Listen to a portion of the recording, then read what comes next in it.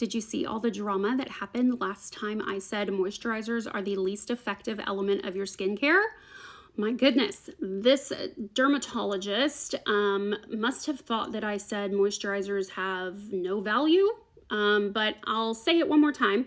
What I said confidently, and I'm standing by it, is that moisturizers are the least effective element of your skincare. In my opinion, acids are far more transformative.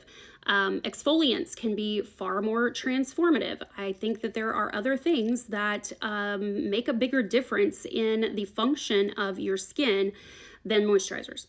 That's my opinion. And I don't need any credentials to have that opinion because I can read. So where we really disagree, because she went on to basically restate everything that I said, what a humectant is, what a occlusive is, how they work, how they're supposed to replace and repair the skin barrier. You're supposed to have lipids that do that, but when you have dry skin, those are not there. So an actual cure would be to figure out why you are not producing enough lipids and cure that. But because moisturizers only cloak or hide that, I think that means palliative. Yeah, Latin word. Here you go. Coming from pallium, it means that it is palliative in nature and it doesn't actually cure anything. And so I don't think there's a dermatologist out there yet who's figured out why people with dry skin just simply don't produce enough oil. Maybe I'm wrong and I just haven't heard of it, but I don't know of the cure just yet. So I created a much longer lasting effect for moisturizers, and that is the layering of a hydrating toner. Don't buy mine. Test what I'm saying. Do your own research. Go buy some rose water and put that on your skin first, then put your moisturizer on after it, and then put an occlusive oil like argan, jojoba, castor oil, avocado oil, olive oil over it. You will get a much longer lasting relief from your dry skin when you layer it in that way. Now, I think this is better than rose water because just like shea butter is better than petroleum-based products, this has other ingredients that are really beneficial. So if you're going to do something, why not do the most beneficial thing instead of just the simplest thing? But go test my theory and tell me if your dry skin doesn't get relief for a much longer period of time. So where we really disagree, good doctor, is in the use of petroleum-based products.